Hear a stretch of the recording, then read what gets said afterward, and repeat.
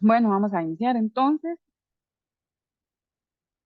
El día de hoy, el tema que vamos a tratar es el de las pruebas estáticas. Vamos a ver algunos ejemplos de cómo podemos abordar el tema de análisis estático y el tema de las revisiones.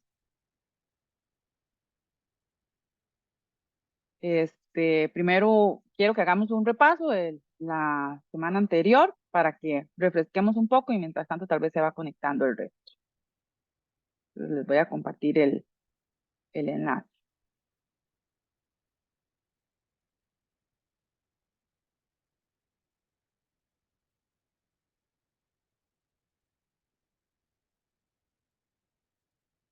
Son 5 preguntas de marcar con X sobre el tema de niveles y tipos de pruebas.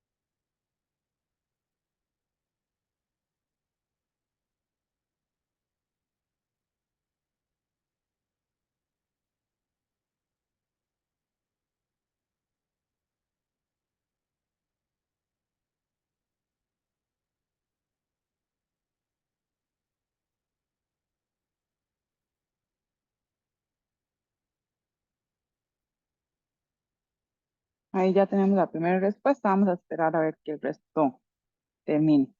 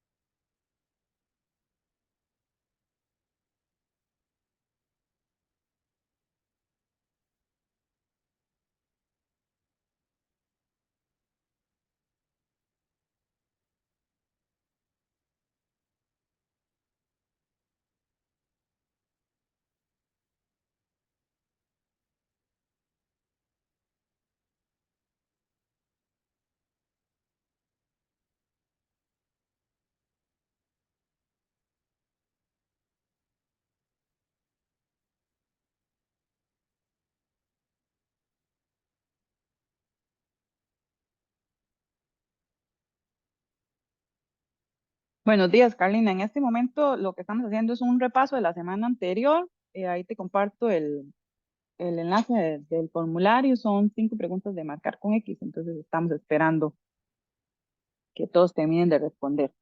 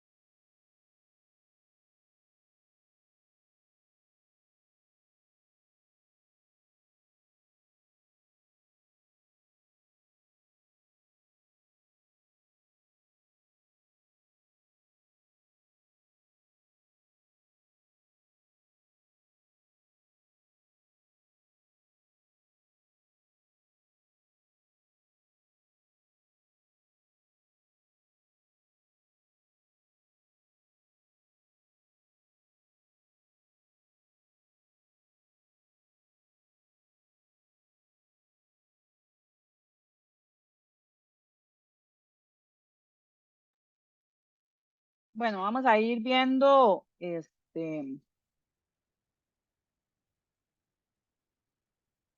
las respuestas. Dice que durante las actividades de desarrollo ágil, el propietario del producto descubre un requisito de regulación previamente desconocido que se aplica a la mayoría de las historias de usuario dentro de la narrativa en particular.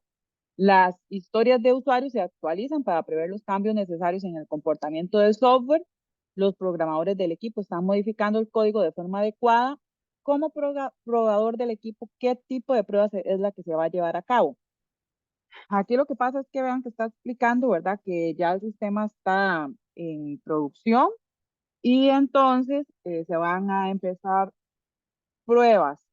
Entonces lo que se están haciendo son pruebas de mantenimiento, ¿verdad? Porque es un cambio que se está implementando.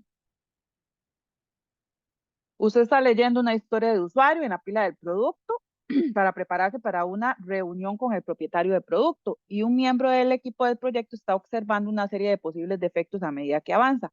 ¿Qué tipo de prueba considera usted que se está aplicando? En efecto, es una prueba estática, ¿verdad? Porque estamos hablando a algo que no se va a poder ejecutar, como son los requisitos. Usted está trabajando en un proyecto que hace el seguimiento de la información de historias clínicas de pacientes de una región. El número de registros tratados por el sistema es de millones debido al gran número de pacientes en la región.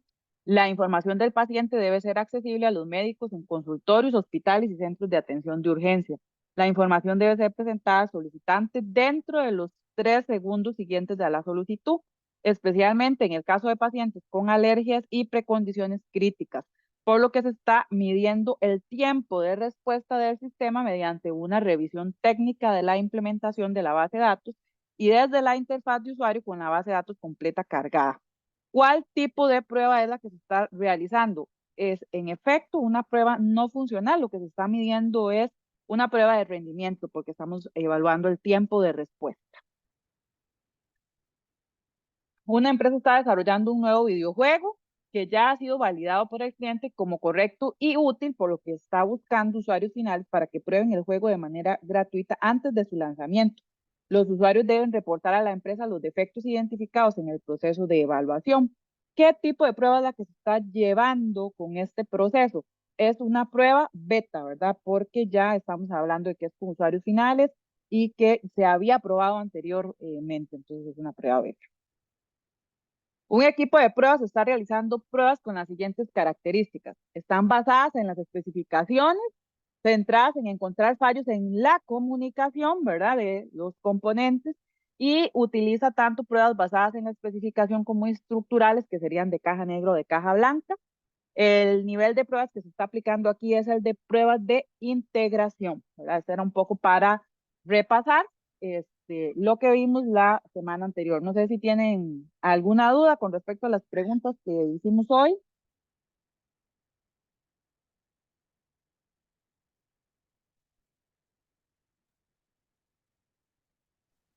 De mi parte, no. Gracias. Buenos días. Buenos días, Víctor.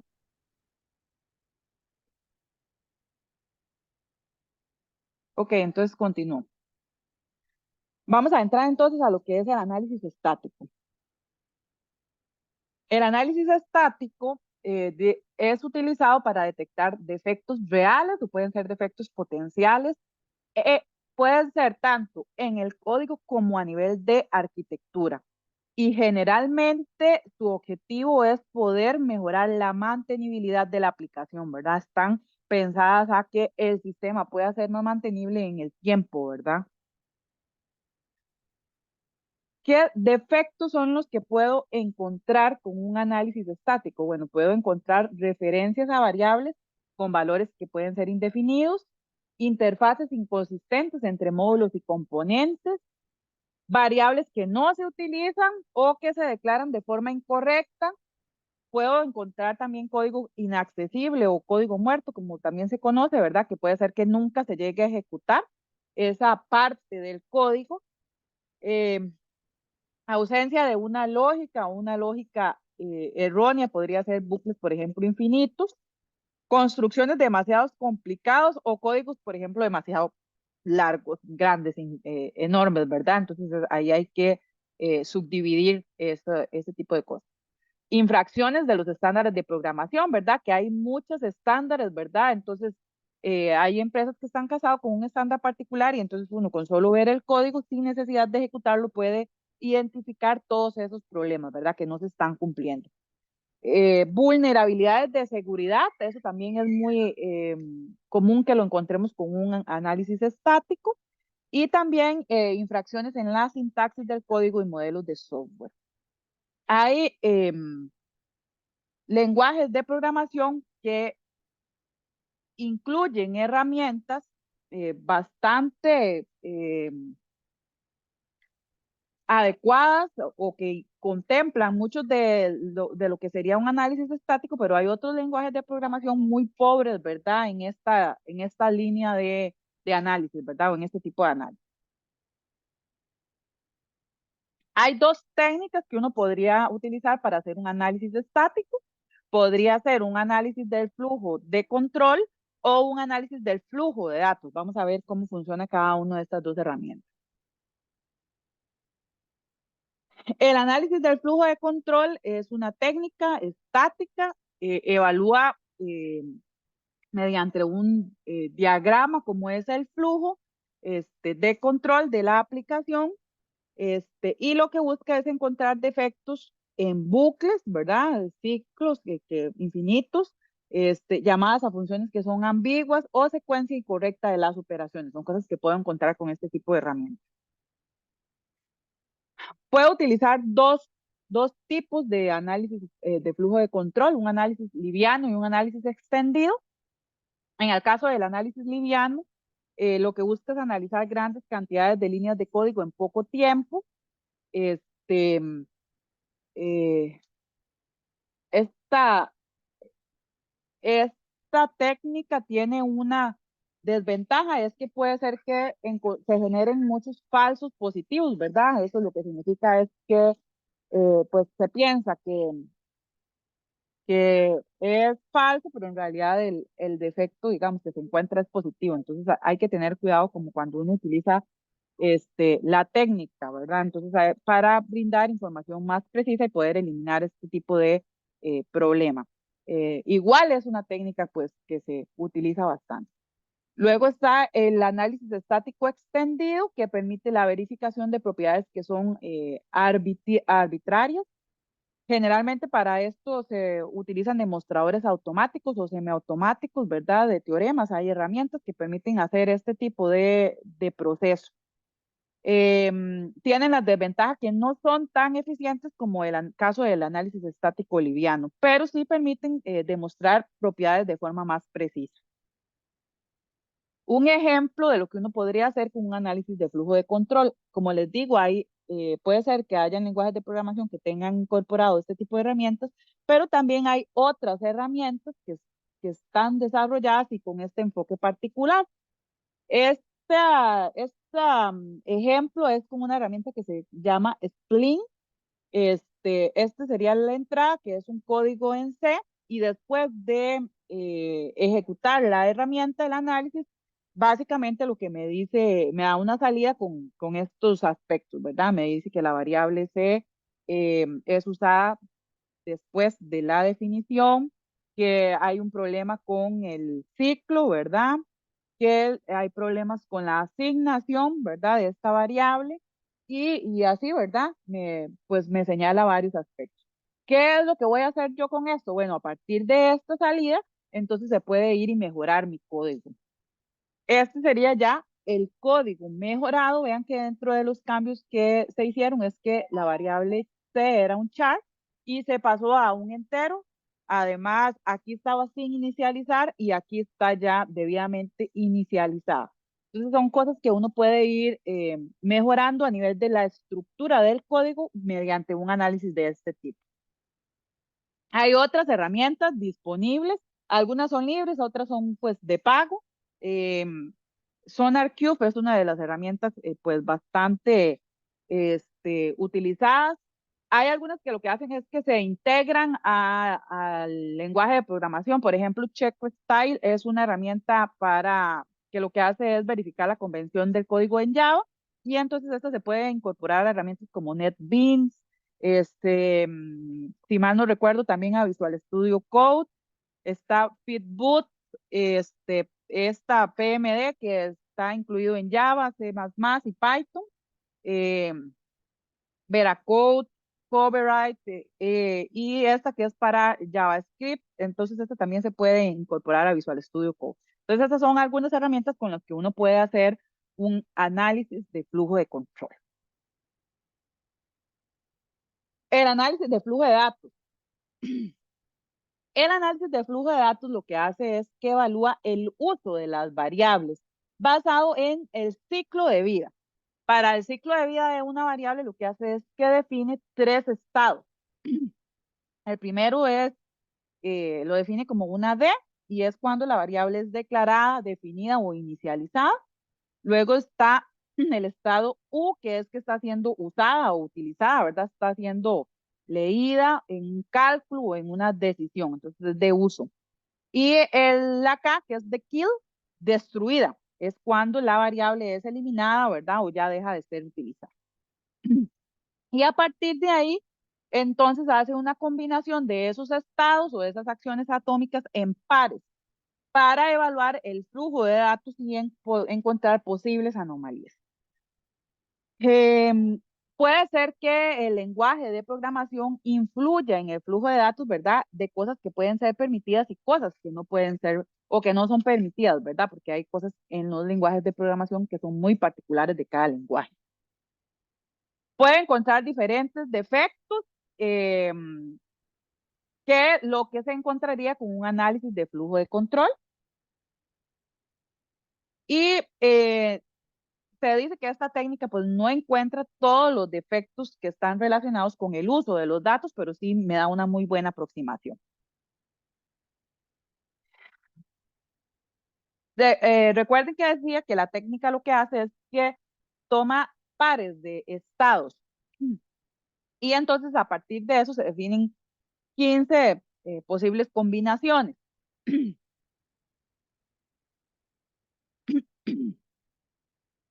La primera es cuando la variable es definida, la primera vez que es definida, y vean que nos dice cuándo esta combinación puede ser un defecto. Entonces, cuando se da en el código esta posible combinación en el uso de los datos de las variables, quiere decir que ahí hay un defecto y que debería de ser corregido. Luego dice que si estoy en el estado definido y paso al estado usado o de uso, entonces es un caso normal, ahí no hay ningún problema. Pero que si estoy en el estado definido y luego paso al estado de kill, ¿verdad? De destruido, ahí sí hay un defecto. La primera vez que si la variable pasa de una vez a un estado de primer uso, ahí hay un defecto porque lo que quiere decir es que la variable no está definida, sino que inmediatamente me voy a usarla, no está inicializada. Si paso de uso a definido, esto es permitido, lo que estoy haciendo es que estoy utilizando el dato y luego lo estoy redefiniendo. De uso a destruida también es permitido y la última vez que la destruyo, quiere decir que me fui de una vez a destruir la variable, entonces es un defecto. Si paso de destruido a uso, ese sería un defecto también. Si paso de destruido a definido, está permitido, lo que quiere decir es que destruí la variable, pero volví a redefinirla. De definido a definido se ve como un defecto, ¿verdad? Porque estoy haciendo una doble definición y no tiene sentido, estoy agregando código extra. De uso a uso es permitido, de destruido a destruido se ve como un defecto. La última vez que la defino también se ve un defecto, se ve como un defecto, ¿verdad? Porque quiere decir que ya no la voy a utilizar más, entonces ¿para qué la estoy definiendo? La última vez que la uso también se ve como un defecto porque entonces la variable fue utilizada pero no está liberando la memoria, no fue distribuida. Por eso les digo que también depende un poco del lenguaje de programación, porque por ejemplo Java con el garbage collector se encarga de destruir todas esas variables, pero hay otros lenguajes de programación en que esto no sucede y entonces hay que tener mucho cuidado con ese tipo de procesos. Y la última vez que la destruyo también es permitir. Entonces, estas como las posibles cosas que uno podría evaluar en un código. Vamos a ver un ejemplo de cómo se utiliza la técnica. Aquí yo tengo un código, lo que hace es un cálculo con una serie de variables, recibe por parámetro esta variable que se llama usas, luego aquí define una variable double que se llama build y hace una serie de procesos, ¿verdad? Hay algunos if, luego hay unos cálculos, ¿verdad? Sobre build, dependiendo del estado en el que esté usage. Y a partir de ahí yo puedo crear un diagrama de flujo, ¿verdad? Entonces vean que eh, en la línea 0 hay un start. Este diagrama está basado en la variable bill, o sea que a mí no me interesa mucho la variable usa, sino que solo estoy evaluando la variable bill porque recuerden que es un estado de los datos de la variable, entonces se tienen que hacer de forma independiente cada variable. Luego se inicializa la variable en 0. Luego hay un if. Dependiendo de este if, vean que pasa de una vez al return. Y si no, entonces hace un cálculo que es que lo inicializa en 40. Luego hay otro if, que sería el de la línea 6. Y aquí también paso al return. Y si no, hay otro if, que es este. En el 5, ¿verdad? Hay dos procesos, este de menor de 200, de entra este, o si no, al else, ¿verdad? Entonces hace este proceso, y si no, entonces pasa este otro if, y todos terminan en el return y luego en el final. Aquí está, digamos, como todo el proceso que sigue, eh, todos los procesos que podría seguir esa variable. ¿Qué hacemos entonces con esto? Ya yo puedo definir una tabla del análisis de flujo de datos y en esta tabla, entonces lo que vamos a hacer es evaluar todos los procesos que se dieron en ese diagrama de flujo. Entonces vean que en el paso 1, lo que se hace es la primera definición de la variable. Este es un caso normal. Y luego vean que cuando ejecuta 1, 2 y 3, entonces estoy en el 1. Luego ejecuto el paso 2, que es un if, y luego ejecuto el paso 3, que es eh, una definición. Entonces vean que esta variable se está definiendo y la siguiente vez que la utilizo lo que hago es una nueva definición. Entonces esto se ve como un defecto potencial, porque la tabla nos decía que pasar del mismo proceso de D a D no se veía como un defecto. Luego, dice que 1, 2, 10. Entonces estoy en el 1, si paso al 2 y luego al 10, entonces aquí lo que estoy haciendo es un uso. Entonces paso de D a U, esto es normal. Luego dice que 3, 4, 5 y 6. Entonces vean, estoy aquí, paso aquí y luego paso aquí. Entonces la D aquí la estoy usando, ¿verdad? Vean que para hacer el cálculo hace ahí un build.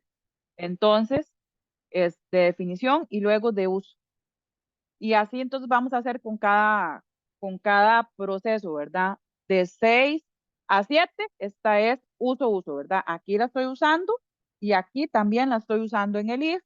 Entonces, 6, 7 de definición a uso.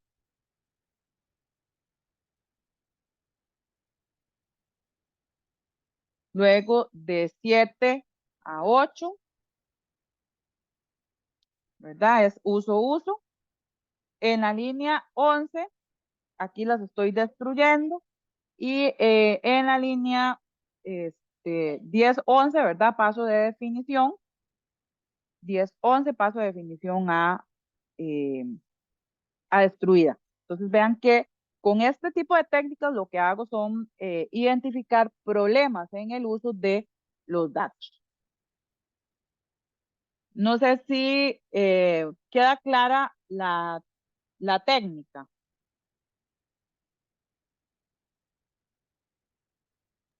Por el momento sí.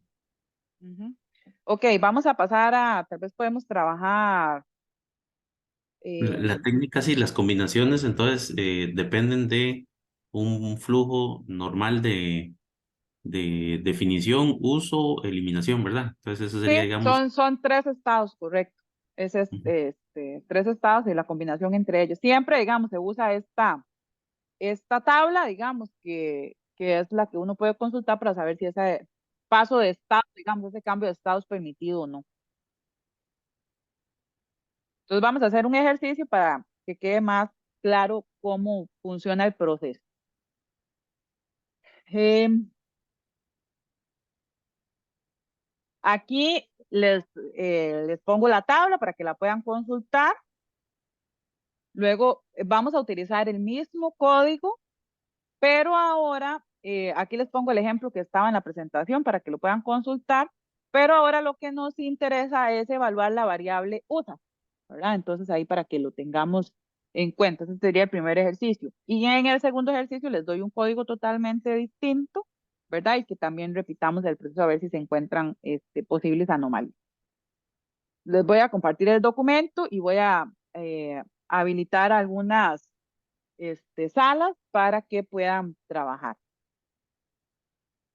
Entonces les voy a compartir el documento por aquí. También está ahí en el sitio, en la plataforma de la UCR.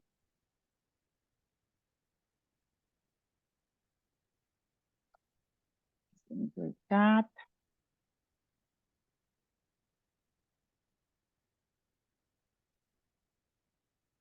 Les voy a habilitar que puedan compartir pantalla. Y entonces creo las salas.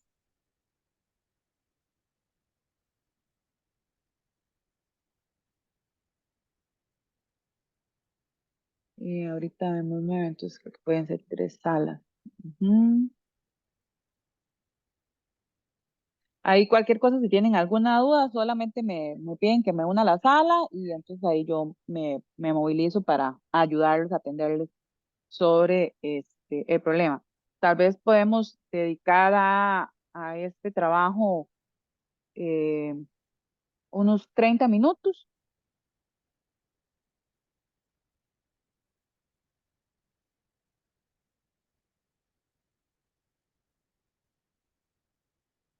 Entonces, les voy a habilitar cada una de las áreas para que puedan ir trabajando.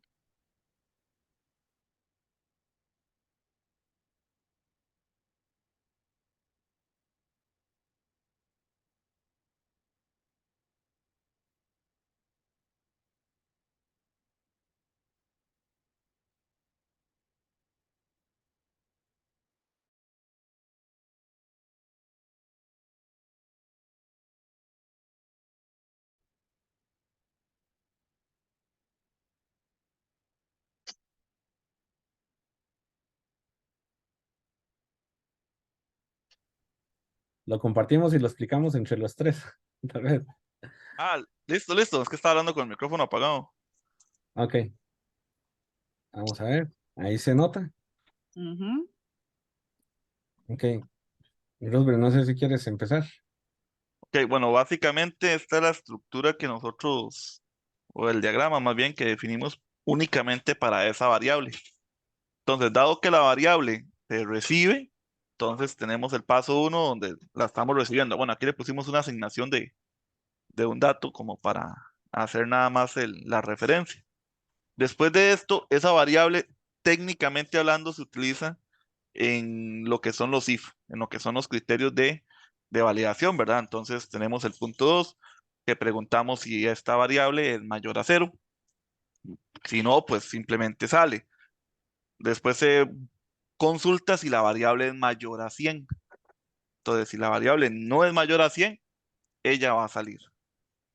Pero si esa variable es menor a 200, entonces hay dos posibles que va a redefinir, si bien es cierto, está redefiniendo una variable vil, pero la variable usage está siendo utilizada. Entonces, por ejemplo, el punto 5 nos da, en el caso de que la variable sea menor o igual a 200, entonces ahí vemos la utilización de esa variable. Y si no, está el punto 6 que de igual forma se estaría utilizando. Ambas, después de esta condición, lo que hacen es salir del proceso. Entonces, esta fue nuestra solución al diagrama, por decirlo de Ujú. alguna forma.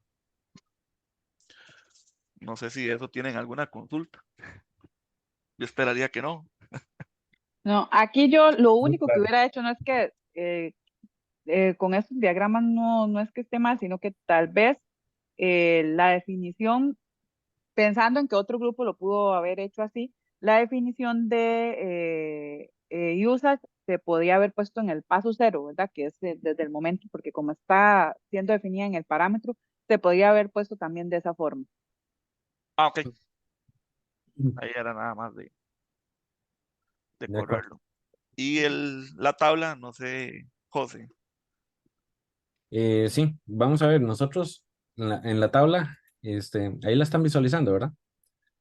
En la tabla lo primero fue el punto 1, que era la definición. Bueno, ahora la profesora nos aclara que podría ser el punto 0, como nosotros lo vimos que era una definición normal, que fue la pregunta que le hicimos a la profesora como parámetro, entonces lo pusimos como que era una explicación de caso normal.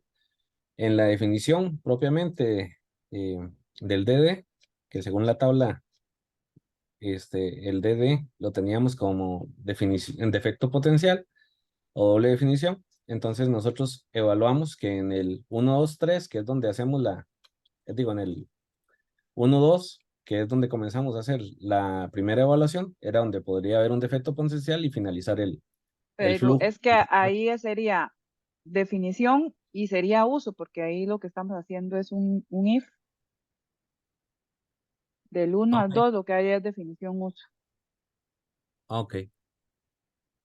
Entonces entraría dentro de esta otra línea. Ajá, sí, sí, ahí Ok, no hay defecto. listo. Está bien, Ok. entonces esto lo eliminamos. Ujú. Y entonces, bueno, en el DU, que sería definición y uso, nosotros sí evaluamos en este caso, que es el 1, 2 y el 7, digamos que sería caso normal. El 1, tendríamos el 2, 3, 4, que sería caso normal. El 2, 3, 7, que sería donde finaliza. Luego tendríamos la ejecución del 3, 4, 6 y 7 para finalizar. Y si fuera ejecutado correctamente, que sería el 4, 5 y el 7, que sería si se cumple la condición. Y luego teníamos el UU, que es el use, que teníamos que estaba aplicado para el 2, 3, 4, 5 y 6, que estos Sí, tenían. ahí tal vez lo único es que yo hubiera hecho, digamos, del 1 al 2 hay de uso, ¿verdad? Del, del 2 al 3 lo que tengo es uso, ¿verdad? Y luego del 3 al 4 voy evaluando, digamos, de paso por paso. Del 3 al 4 también lo que hay es uso. Del 4 al 5, ¿verdad? También lo que hago es un uso. Y del 4 al 6 también lo que hago es un uso. Y luego del 3 al 7 lo que hago es un uso destrucción, ¿verdad? Un UK. Y del 2 al 4 también hago un UK. Del 6 al 7 también hago un UK. Y del 5 al 7 también hago un UK. Ok, Como para que queden, digamos, Debe ser en parejas, profesor, entonces. sí, para que queden más, como más subdividido. Porque aquí estoy teniendo tres pasos, ¿verdad? De 1 y 2 al 7 estoy teniendo definición, uso y estoy teniendo uso, kill, ¿verdad? Porque estoy evaluando ahí tres procesos, entonces se evalúan como en pares, en parejas.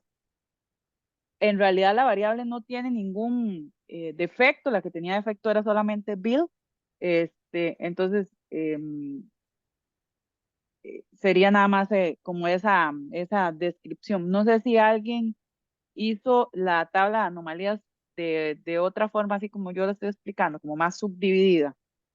Nosotros lo que creo que hicimos diferente fue que detectamos como que esa variable use nunca se destruyó formalmente, como si se ve en build. Entonces no sé si eso se puede interpretar.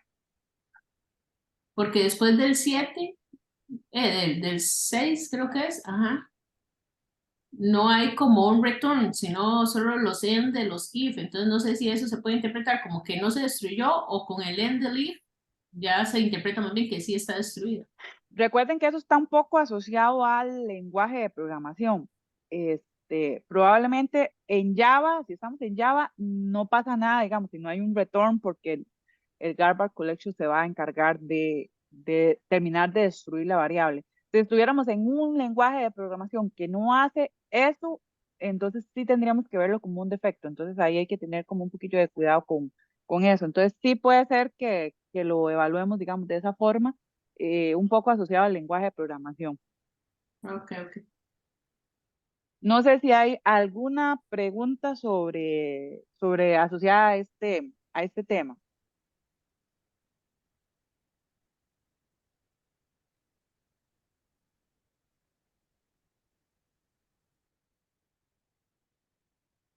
No, nada más que hay que practicar bastante esto.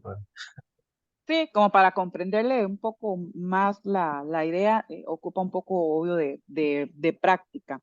Ujú. Este, Eh, también, per- digamos, ajá, Perdón, profesora. José, ¿usted podría mostrar un momentito la tabla otra vez, porfa? Es que me parece que usted dijo que no se podía hacer esos en DU que tenemos como el 2, 3 y 7, eso no está bien. yo eliminaría el 7, digamos, y crearía otra tabla de UK, digamos, es el que hace falta. 2 7 sería UK. 3 4 sería 6 7 sería UK, 5 7 sería UK, 3 4 6 tendría que ver el diagrama. Creo que ahí está subdividida porque ves que 4 y 6 está en U, entonces nada más sería 3 4 y 4 6 ya está en U.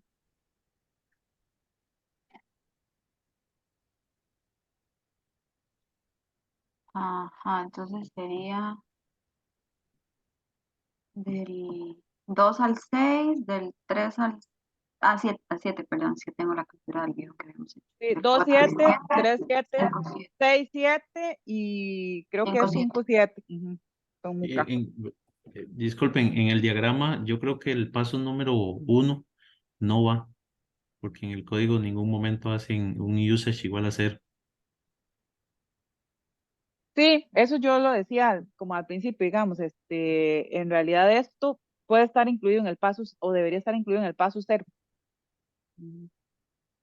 Sí, pero digamos, a nivel de uso, nunca hace un usage igual a 0. La asignación más que todo. Sí. Ah, Sí, el compañero lo dijo al principio, como que fue simbólico que lo pusieron ahí nada más para pasar un Ujú, parámetro. sí. gracias.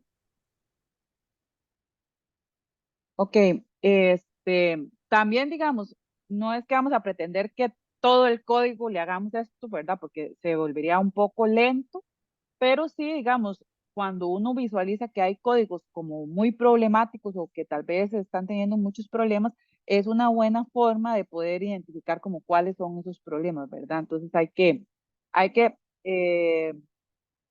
analizar, digamos, en qué momentos los aplico y en qué momentos no, pero es como para que tengamos una idea de que esta es una técnica que podemos utilizar.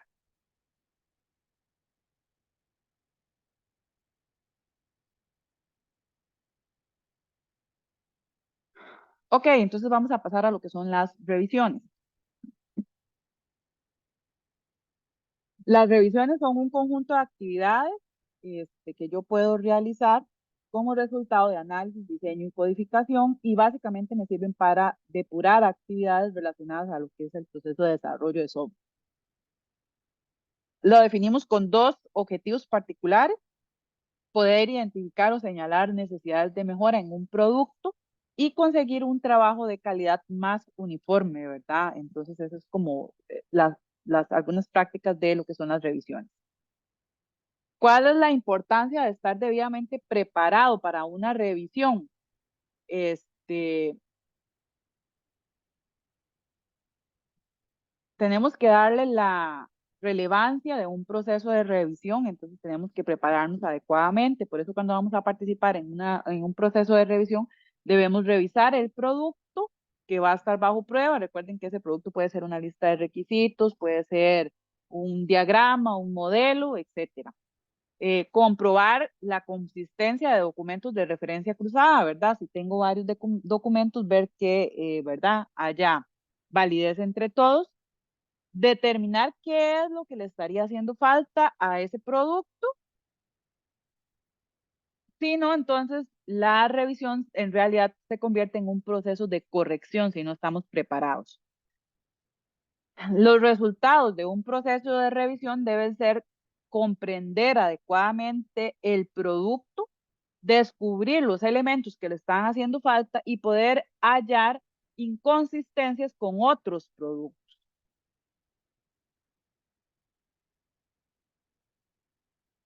Y cuando hacemos un proceso de revisión, siempre debemos considerar la relación entre el elemento que estoy revisando con los otros elementos del sistema, ¿verdad? No es que es un producto que está aislado, sino que está inmerso en un producto final.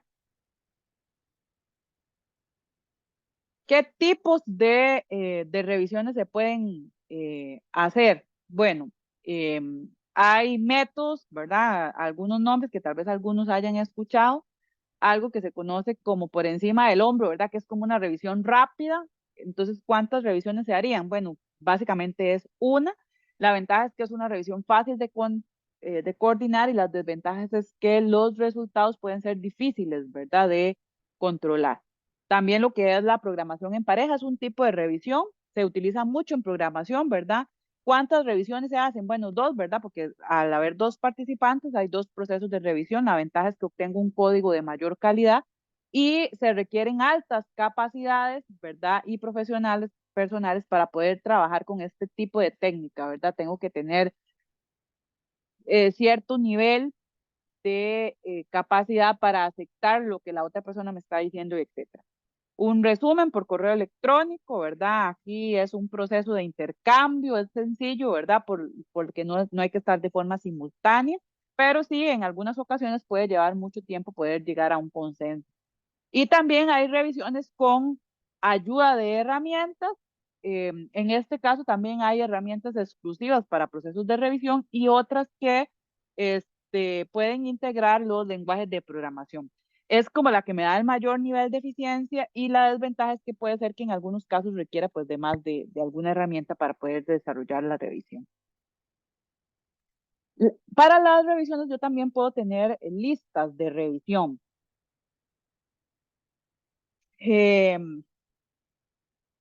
Las listas de comprobación pueden ser genéricas o pueden ser específicas, ¿verdad? Puede ser que yo defina como aspectos generales que debería de abarcar para hacer el proceso de revisión o puede ser que sea muy específica para un producto particular, ¿verdad? Entonces ahí eso puedo tenerlo en cuenta. Puede ser que sean desarrolladas de forma interna y que sean para un producto, puede ser que sean para una herramienta, puede ser que me definan prioridades. O que identifiquen aspectos que son realmente importantes de revisar. Entonces, es como características que pueden tener estas listas de comprobación. No están escritas en piedra, sino que pueden ser modificadas a la medida para una organización o para un producto o proyecto en particular, ¿verdad? No puede ser que no acepte una modificación, sino que puede ser mejorada, ¿verdad? O incluso adaptada. Las listas de comprobación pueden basarse en lo que se conocen como los antipatrones, ¿verdad? Que es básicamente que ya existen definidas una serie de patrones, ¿verdad? Para software. Y entonces los antipatrones es todos esos ejemplos de malas prácticas que están documentadas y entonces yo puedo basar mi lista de comprobación en esos antipatrones para verificar que no están, como por ejemplo, errores comunes o algunas técnicas deficientes o atajos que son errados. ¿Qué cosas de antipatrones, digamos, podría uno verificar, ¿verdad? Cuando dice es el más rápido o es 100% fiable, esas cosas, ¿verdad? Son errores comunes que uno ya a veces es difícil de comprobar. Y la falta de trazabilidad entre las pruebas y la base de las pruebas con otro antipatrón, ¿verdad? Me permite ahorrar tiempo en tanto el requisito, el elemento de diseño, ¿verdad? Cambia y las pruebas también son actualizadas, ¿verdad? Entonces las listas de comprobación pueden contener antipatrones. Eso es como lo que nos interesa de esta diapositiva. ¿Qué cosas puede incluir una lista de comprobación? Bueno, este sería un ejemplo, por ejemplo, para lo que sería una arquitectura de una aplicación. Entonces, podría incluir cosas como el pool de conexiones a la base de datos, aspectos como lo que tiene que ver con balanceo de carga, procesamiento distribuido, almacenamiento en caché, la concurrencia de las transacciones o la replicación de datos, ¿verdad? Esas son cosas que yo puedo evaluar desde el punto de vista de revisión de una arquitectura, de un sistema, ¿verdad? Y entonces, recuerden que estamos hablando de pruebas estáticas. Esto sería sin la necesidad de tener que ejecutar la aplicación para verificar que todos esos aspectos están siendo cubiertos desde el punto de vista de la arquitectura del sistema. Podemos tener listas de comprobación para el código. Esas pueden ser detalladas, pueden ser específicas para un lenguaje de programación o para una empresa. Y como les dije, pueden incluir antipatrones a nivel también de código. ¿Qué cosas puedo validar en una lista de comprobación? Por ejemplo, a nivel de estructura, si el código está implementado completamente según el diseño, si está conforme al estándar de codificación que se está solicitando. Podemos verificar cosas de estructura, de estilo, de formato, si hay procedimientos que no están siendo invocados o si tienen código inalcanzable, eso podría estar incluido en una lista de comprobación. Si no hay rutinas sobrantes de pruebas en el código, si puedo tener llamadas o componentes reutilizables que pueden estar incluidos en bibliotecas externas, si hay código que es repetitivo, eso también lo puedo revisar a nivel de una lista de comprobación. Si es utilizado el almacenamiento de manera eficiente. Si hay números mágicos, esto, ¿verdad? Es que está, ¿verdad? Ahí quemado en el código, ¿verdad?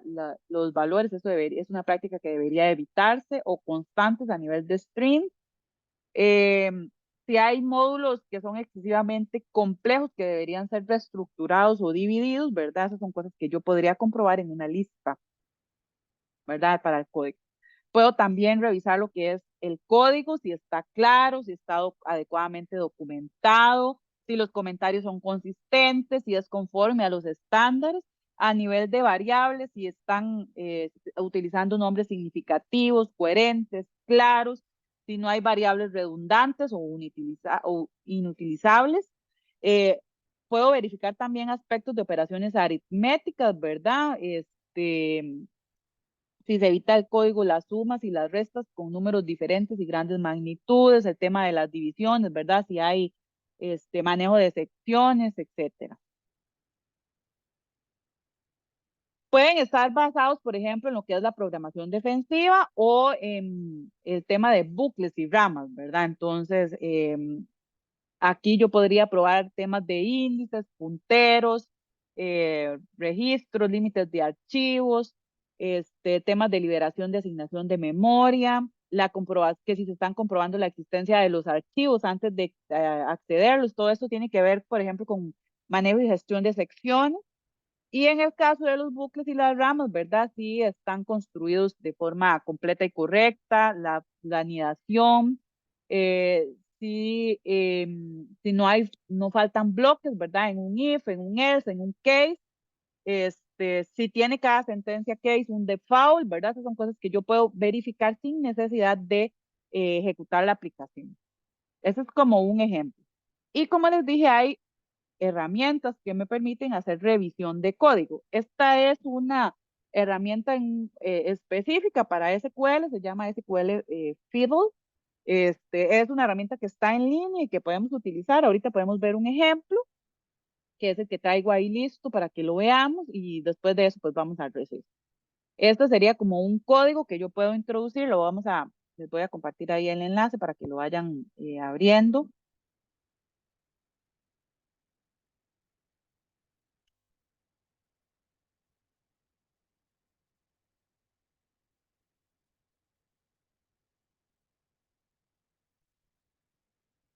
En realidad es una herramienta bastante sencilla de utilizar. Aquí simplemente se escribe el código. Está, evalúa en realidad código SQL, entonces vean que está para diferentes sistemas gestores de bases de datos, MySQL, Oracle, está para Postgres y está para SQL Server 2017. Entonces ahí yo voy a seleccionar SQL Server 2017 porque ese es el código que tenemos aquí. Entonces, si pegamos este código, él se va a encargar de revisar la estructura y este otro código también.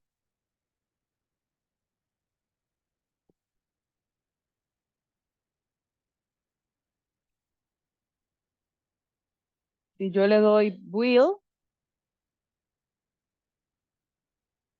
vean que me dice que hay una llave foránea, ¿verdad? Que está siendo referenciada en la tabla, eh, ¿verdad? De la tabla país, que sería este constraint, y que esa tabla no existe. Entonces vean que hace ya un proceso de revisión. Entonces, si nosotros agregamos la tabla,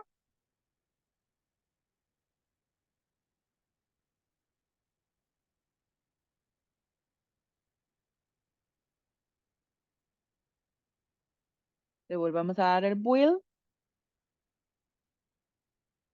ya ahí me hace, me crea el esquema y aquí yo ya puedo hacer, por ejemplo, consultas de las tablas que se crearon. Entonces podría ser, por ejemplo, un selecto de continente.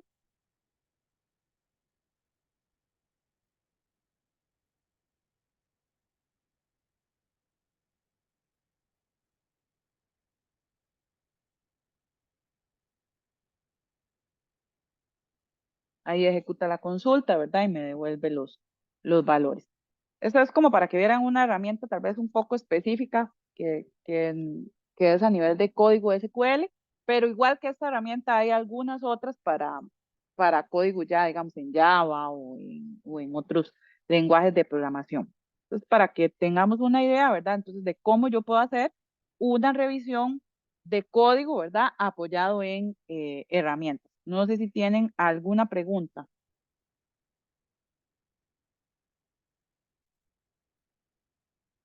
No por el momento. En esa herramienta, pues se puede revisar, por ejemplo, rendimiento de alguna consulta o algo así. Como que le diga a usted que está orando mucho, que No, porque como estamos hablando de revisión de código, eso sería, habría que buscar otra herramienta particular para lo que es ya, porque esa sería una prueba no funcional, ¿verdad? Y esta está más basada en lo que es revisión de código. gracias. Que sí hay, digamos, herramientas en las que yo puedo hacer eso. Em, en Apache JMeter es una herramienta que está especializada en lo que son pruebas no funcionales.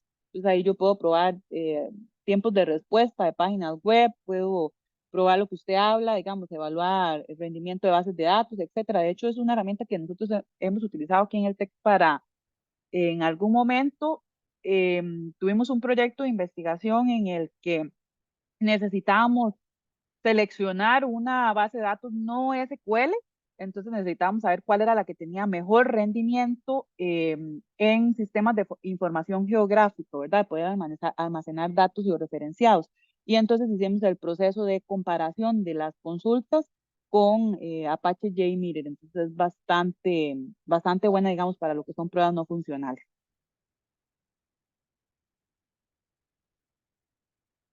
No sé si hay alguna otra pregunta.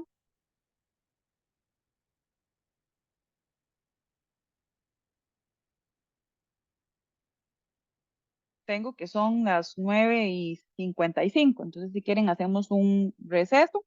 Regresamos como tipo 10:15, de unos 20 minutos. Ok, ok. Muchas Claro. gracias. Listo. Nos vemos en un ratito.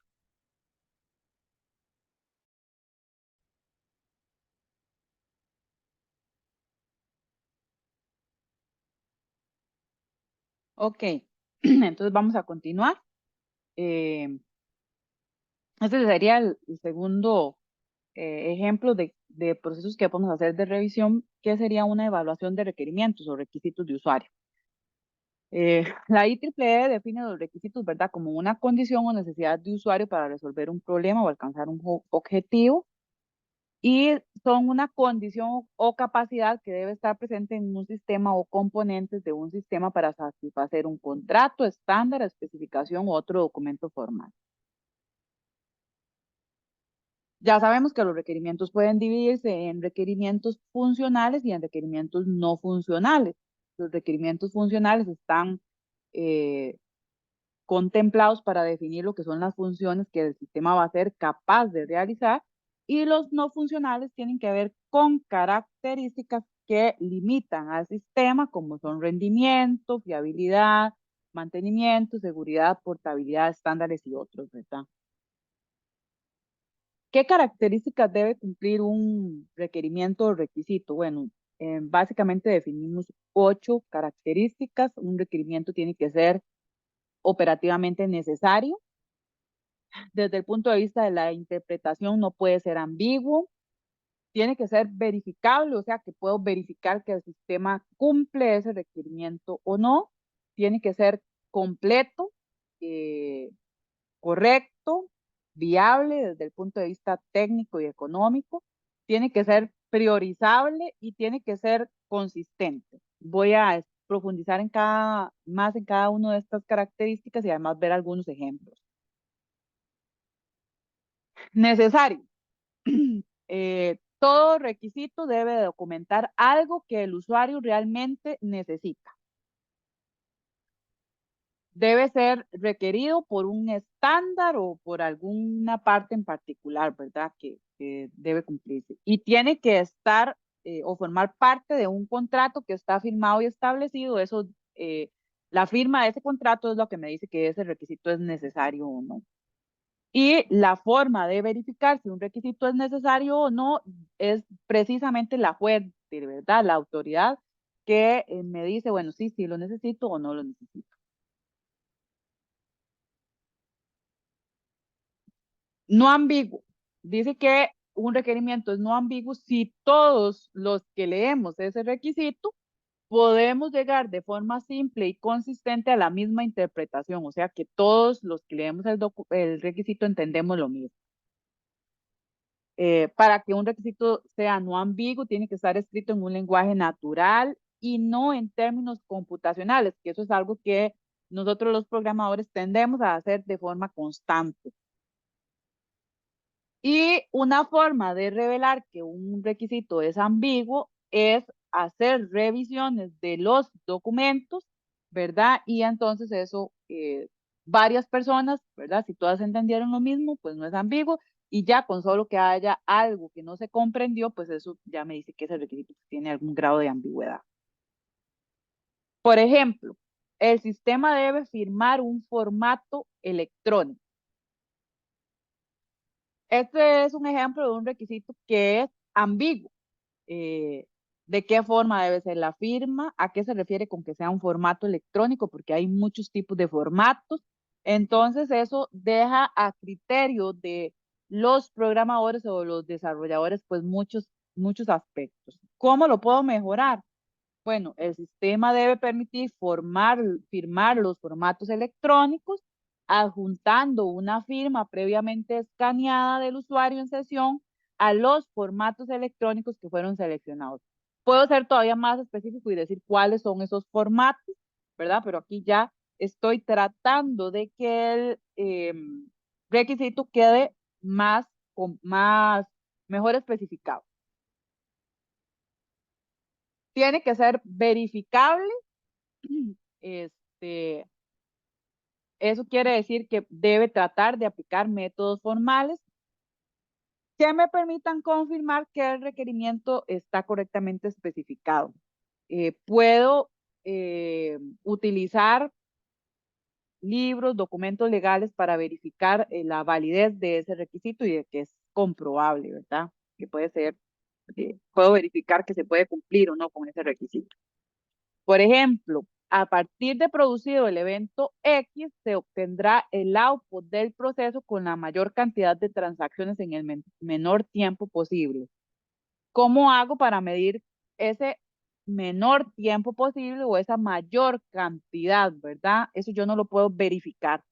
Hay que ser más específico en términos de esa verificación. Entonces, yo podría decir, a partir de producido el evento X, se obtendrá el output del proceso, debe estar dentro de los 20 segundos, perdón, el 60% de las transacciones y dentro de los 30 segundos el 99% de las transacciones. Entonces vean que ahí sí yo puedo medir si eso realmente pasa o no pasa.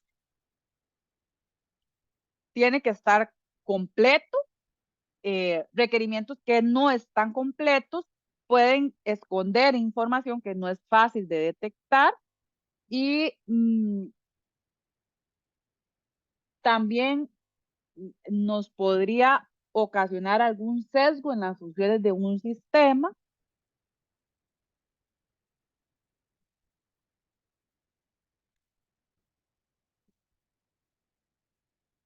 Otro ejemplo de cómo un documento no está, un requerimiento no está completo, el sistema debe permitir consultar la información de las iniciativas para generar proyectos. Recuerden que lo que estamos diciendo es que si no está completo el requisito, pues se pueden omitir pues ciertas funcionalidades o de manera incorrecta. Entonces, ¿a quién debe permitir hacer eso? A los investigadores, a los docentes, a los estudiantes, egresados, empleados, directivos. ¿Y qué es lo que va a consultar? Entonces, la información para generar proyectos y vean que aquí está siendo más específica, proyectos de investigación. Correcto, debe especificar una funcionalidad o condición que debe contener el software. Para validar si ese requisito es correcto o no, debería ser con el usuario, ¿verdad? Entonces el usuario es el que conoce si ese requisito es correcto o no es correcto.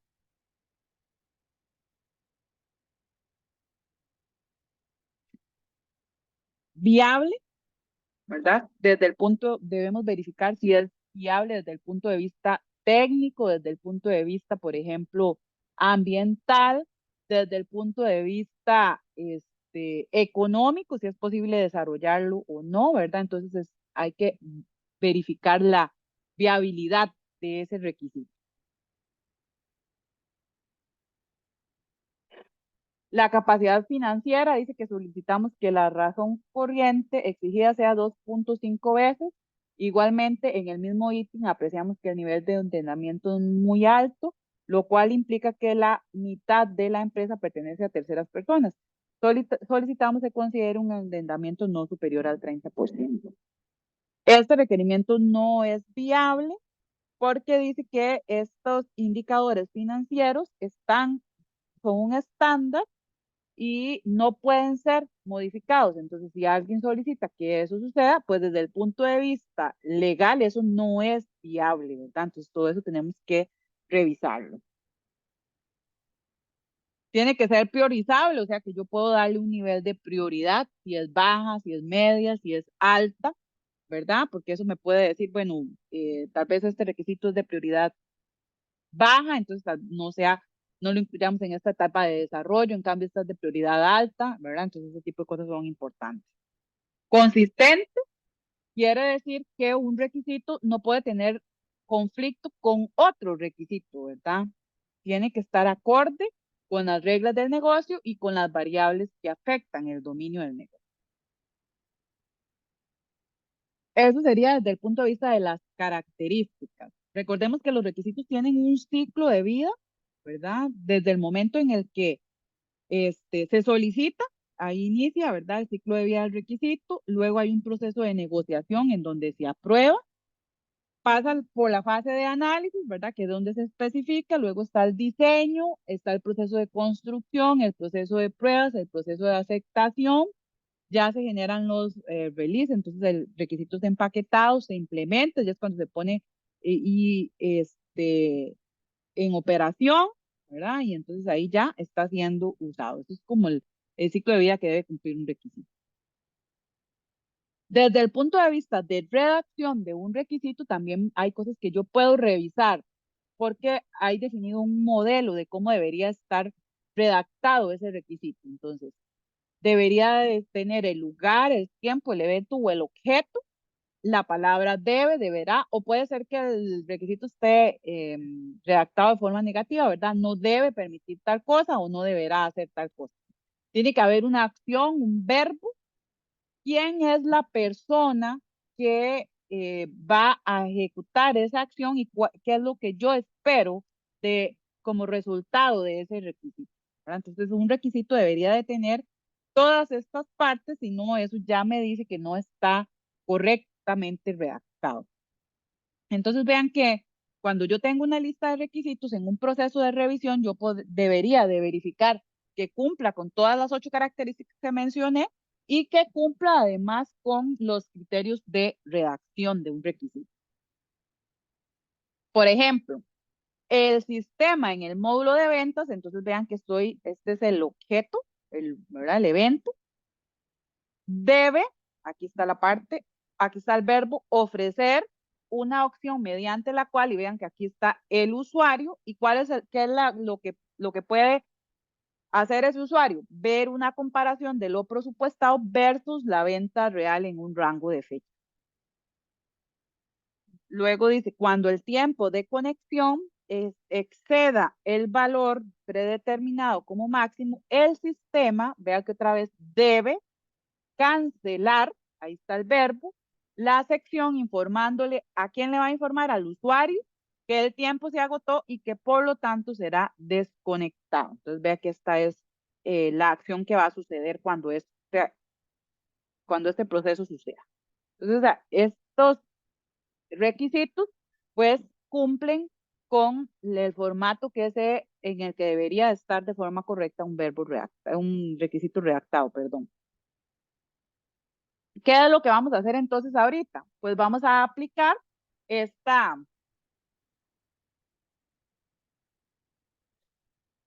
dinámica en... Hay 2 documentos, un taller de requisitos, en donde, ¿verdad? Aquí vamos a trabajar de nuevo en grupos. Aquí están los 8 criterios, ¿verdad? O características que debería tener un requisito. Y aquí está la forma en que debería estar redactado. También les voy a compartir este documento en donde están los requisitos para un sistema de bibliotecas. Y entonces la idea es que ustedes tomen los requisitos y puedan revisar, ¿verdad? Entonces el requisito tal, si cumple con todo esto, si hay alguna observación y cómo podrían corregirlo. Entonces, esa sería la idea, como que vayamos aplicando. Aquí está la nomenclatura de la tabla. Básicamente estos son los 8 criterios, y entonces aquí ustedes pondrían qué cosas encontraron para cada uno de esos requisitos y cómo lo vamos a corregir. Entonces, tal vez igual que en el primer ejercicio, eh, podemos tomar unos eh, 40 minutos, regresamos, vemos los resultados que obtuvieron y finalizamos un poco con la clase, un Kahoot ahí de repaso, etcétera. No sé si tienen alguna pregunta, voy a empezar a compartirles los archivos, y también les voy a pasar los enlaces desde...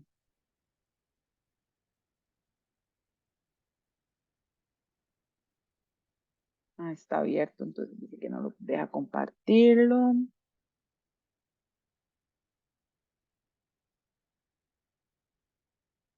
¿Alguna pregunta?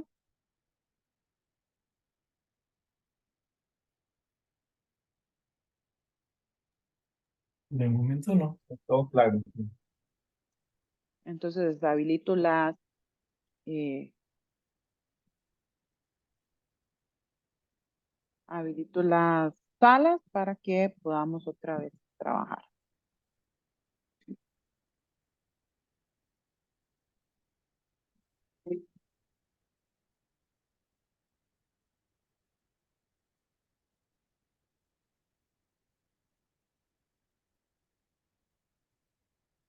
Recuerden que cualquier cosa, si tienen alguna duda o necesitan que me incorpore, simplemente me llaman y entonces me uno a la sala.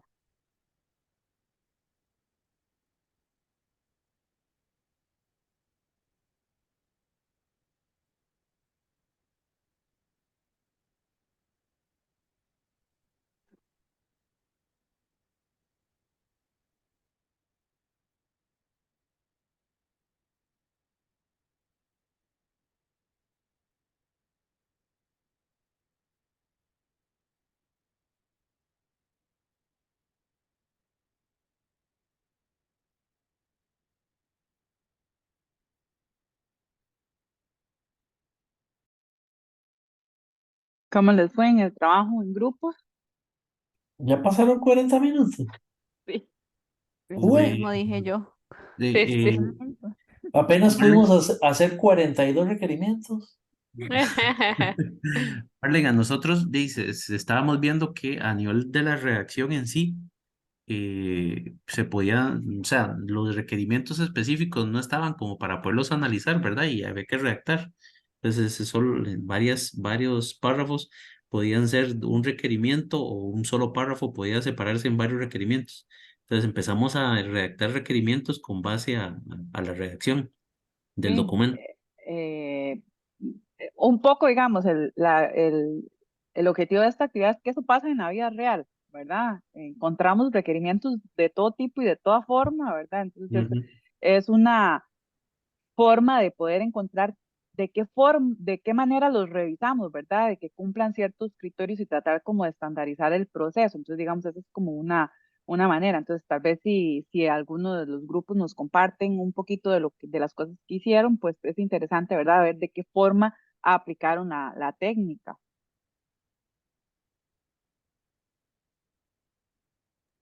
Yo le voy a compartir lo que hicimos nosotros, con mucho gusto. Genial. Mm, edición. Víctor, creo que todos llegamos a la conclusión de que ese documento es un desastre. Sí, ¿verdad? Pero parece que es real, ¿verdad? Como que alguien quería ese sistema realmente en la UCR. Sí, pero con esos requerimientos ni con la Rosa de Guadalupe, compañero. Por ejemplo, entonces nosotros encontramos que sí, que teníamos, no sé, sí estoy compartiendo el taller de requerimientos. Es correcto. Claro. Sí, gracias. De que había entonces un párrafo donde venían varias cosas y así, entonces lo mejor era dividirlo para poder analizarlo. Entonces empezamos a dividirlo codificando.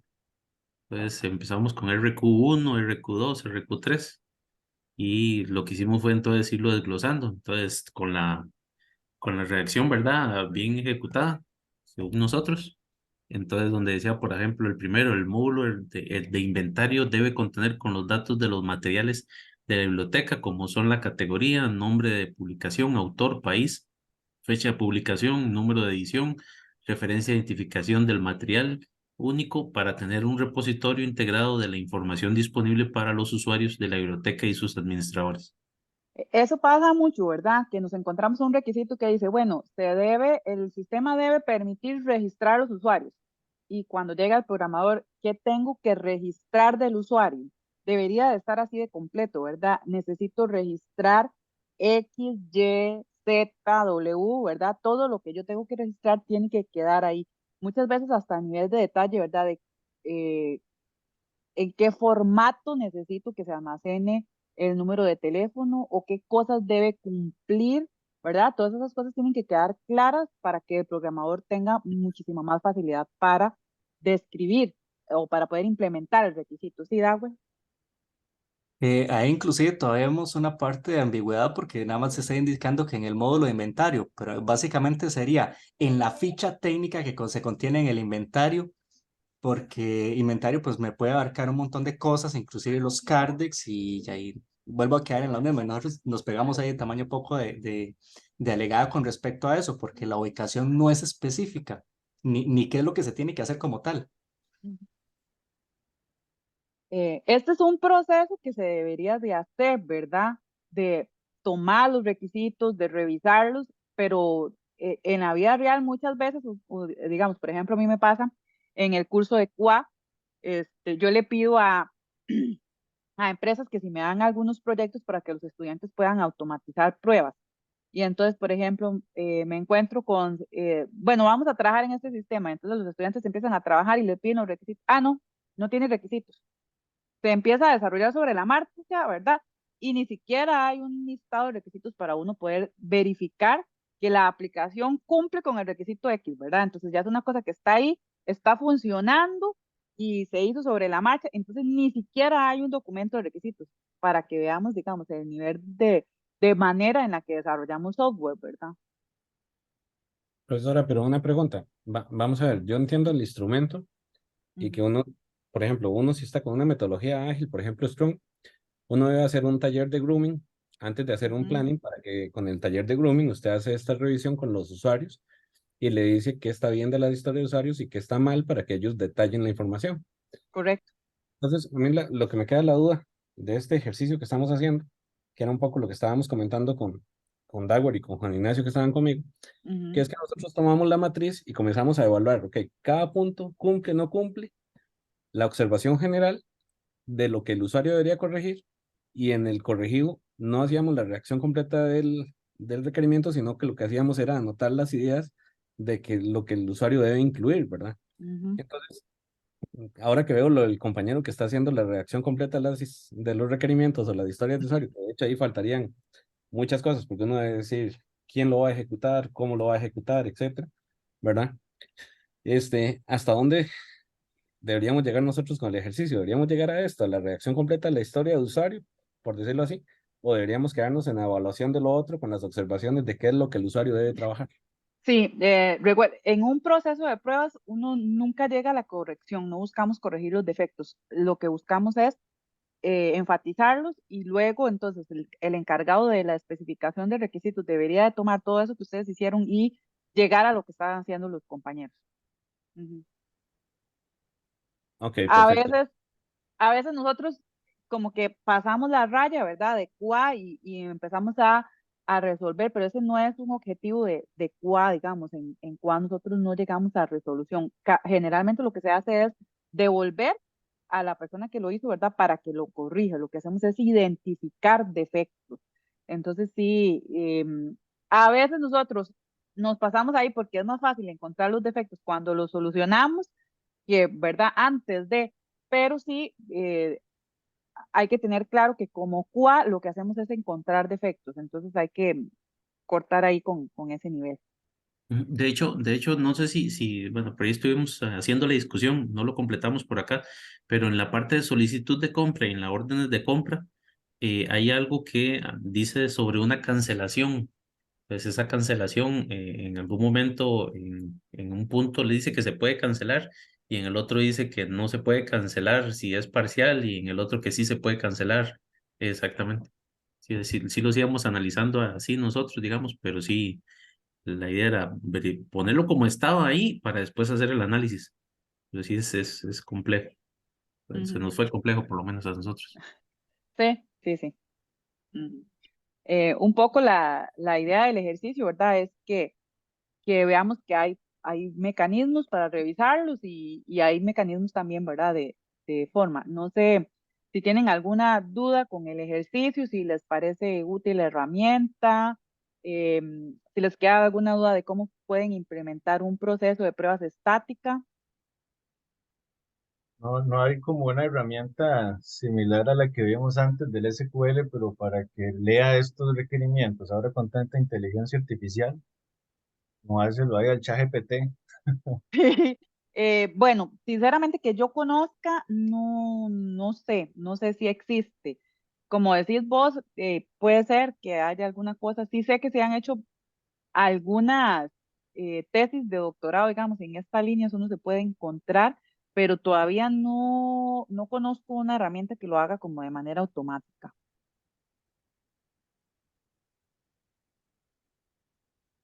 Marlene, y en cuanto a requerimientos, ¿hasta dónde llegar? Porque uno podría apuntar hasta un punto y coma si el usuario le dice, pero, ¿verdad? Hilar tan delgado también en algún momento puede ser una pérdida de tiempo, de solo quedarse en el proceso de requerimientos y no avanzar a la etapa ya de análisis y desarrollo.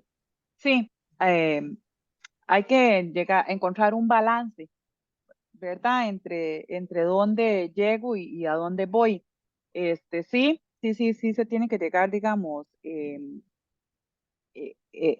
decir, bueno, vamos a detenernos aquí y no vamos a avanzar más. Tal vez nada más ahí como aporte, a lo que Alex preguntaba y que Yesenia preguntaba, profesora. Nosotros con el tema de Scrum, lo que hicimos fue que implementamos las sesiones de grooming, que la sesión de grooming propiamente no está especificada dentro de los principios Ay, de Scrum mam. como tal, sino que lo que nosotros hicimos es que hacemos una reunión la semana antes de que el usuario venga a presentar las historias de usuario al equipo de desarrollo para poder refinarlas con él y que cumpla con los objetivos al menos mínimos, que sería como una revisión como esta lista que la profesora nos dio, donde se le dice, ok, que defina bien cuáles roles los va a ejecutar, cuál es la prioridad que tiene, esos elementos. Entonces, no es automatizado porque al final somos nosotros los que estamos con el Product Owner en una sesión haciendo la revisión, pero es la forma idónea de tratar de llegar al equipo de desarrollo con un producto de más calidad en la definición de requerimientos. Entonces, nosotros lo manejamos de esa manera, que ha sido como una de las buenas prácticas que están recomendando las comunidades de Scrum para tratar de mitigar este tema de que se llegue a un planning, el requerimiento esté como esos que venían de la biblioteca, la gente comienza a discutir, los devuelven en el planning y hasta el product owner o el líder usuario se ve frustrado porque el requerimiento que está planteando viene muy mal especificado. Entonces, es un poco lo que la tendencia que hay actualmente en incorporar esas reuniones de grooming que se llaman para validar los requerimientos antes de presentarse a los equipos. Sí, por lo Ese menos es, una revisión previa. Correcto. y es ese checklist que parece muy atractivo, ¿verdad? Así de tiene un defecto aquí, tiene un defecto acá, tiene un defecto acá y después solucionar. Sí, de hecho, en la parte de Scrum hay un curso solamente para Product Owners para enseñarlos a redactar las historias de usuario, que serían estos requerimientos, donde se deben cumplir con un checklist parecido a este que muestra la profesora, y de hecho está muy semejante, que realmente permite eso, o sea, que después usted haga el grooming y usted mismo le vaya aplicando el chequeo de cumple, no cumple, cumple, no cumple, y decirle a él, o sea, darle la retroalimentación antes de que vaya con el equipo de desarrollo para que las reuniones de planning sean muy efectivas, ¿verdad? Sí, esta es una propuesta de muchas que se pueden usar, ¿verdad? Habrán otras un poco más light, habrán otras un poco más extensas, ¿verdad? Habrán otras que están más adaptadas a tecnologías o a modelos ágiles, ¿verdad? Entonces, es un poco tener una idea de cómo uno puede hacer un proceso antes de pasar a etapas más avanzadas, porque recuerden que el tema de poder hacer pruebas estáticas es, bueno, necesitamos ir validando diferentes procesos y diferentes productos antes de llegar a lo que es ya codificación, porque entre más depurado estén los productos y los procesos anteriores a la codificación, menos defectos deberían de surgir en las etapas siguientes, ¿verdad? Entonces es un poco que nosotros tengamos idea de cómo yo puedo ir mejorando esos procesos, ¿verdad? Incorporando diferentes modelos de esa manera. Entonces, es como para que tengamos una idea de cómo se puede hacer ese proceso. No sé si tienen alguna pregunta, si quisieran mostrar algún otro de los resultados que generaron en el proceso.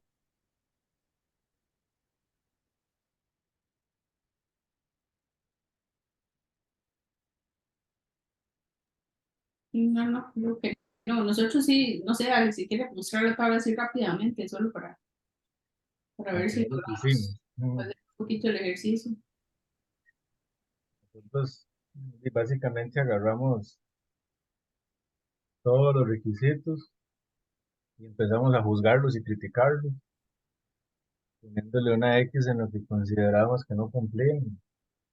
Le fuimos poniendo una observación y básicamente todos están completos. Algo le faltaba, que algo no quedaba claro, había cosas ambiguas.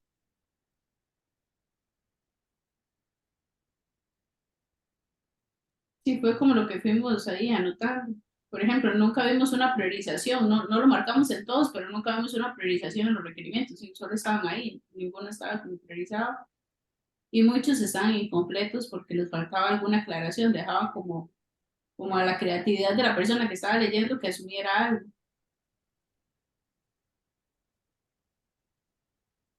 Entonces sí, más o menos ese fue el ejercicio que hicimos. Genial.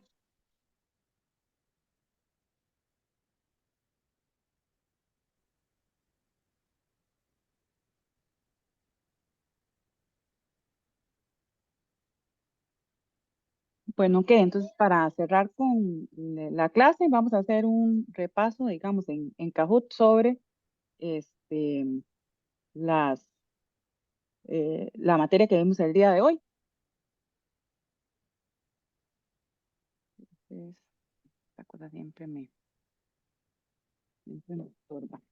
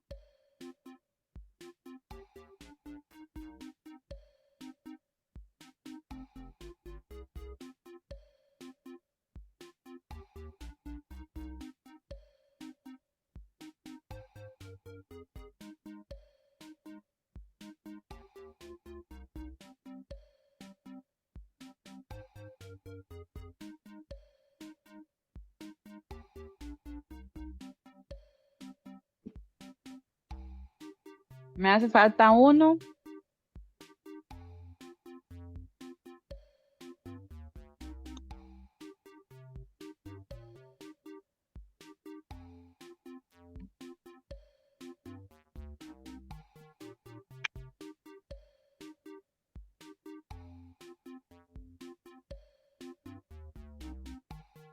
Ya voy a terminar. Bye.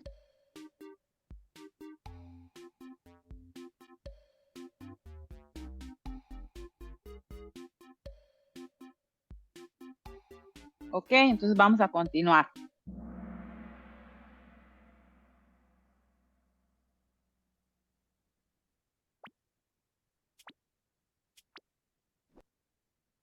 ¿Verdadero o falso? Las listas de comprobación pueden ser genéricas o específicas.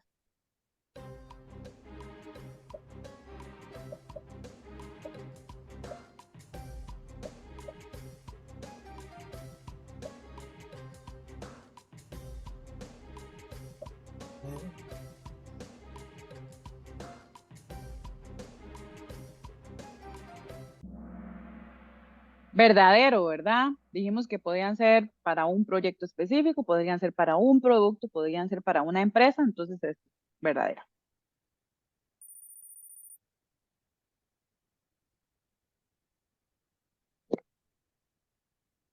¿En cuál tipo de pruebas el sistema sometido a pruebas no se ejecuta?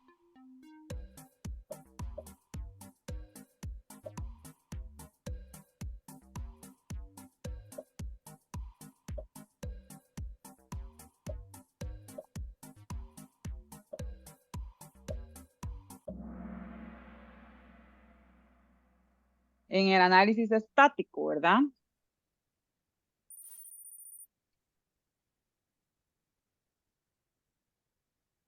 ¿Cuáles defectos podemos encontrar usando un análisis estático?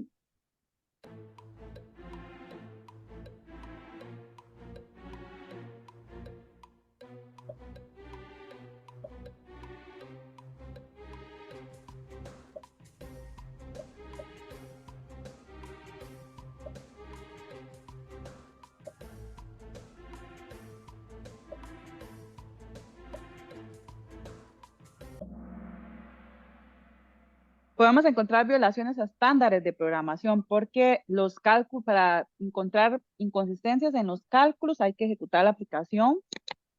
Para problemas con temas de usabilidad, ¿verdad? También, y para temas de confiabilidad también.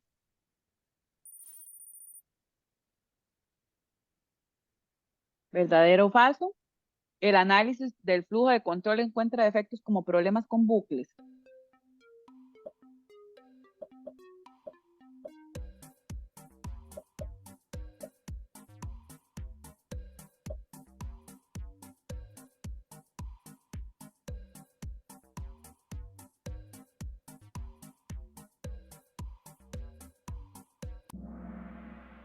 ¿Verdadero?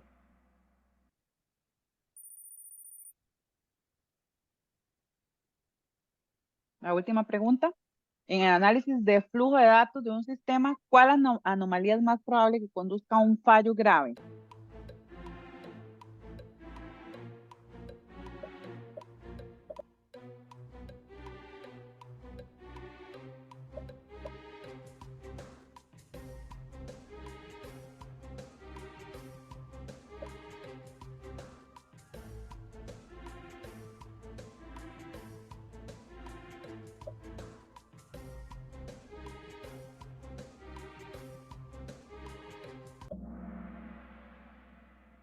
Uso es permitido. Destrucción, volverla a definir es permitido. Definición es un defecto, pero es un defecto leve. Pero destrucción y volverla a usar sí es un fallo grave.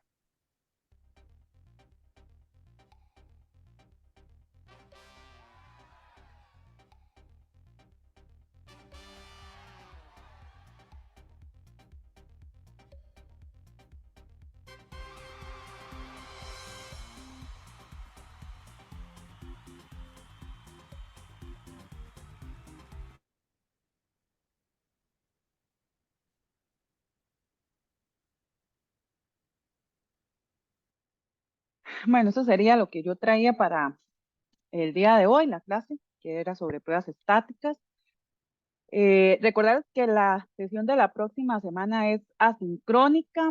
Probablemente ya a partir de lunes esté disponible la clase, por si acaso quieren realizarla antes. Nos veríamos entonces hasta de hoy en 15 días. No sé si tienen algún comentario sobre la clase de hoy o alguna pregunta o duda sobre el tema. No, todo bien, estuvo bien interactiva con esos ejercicios. Aunque no había tiempo casi para hacerlo, pero estuvieron bien. De mi parte no hay consultas. Muchas gracias. Todo bien, gracias. Todo en orden, muchas gracias. Listo, entonces nos Entonces, vemos dentro de 15 días. Chao, feliz tarde. Chao, chao. Bueno, gracias. Gracias igual. Chao, compañeros. Chao.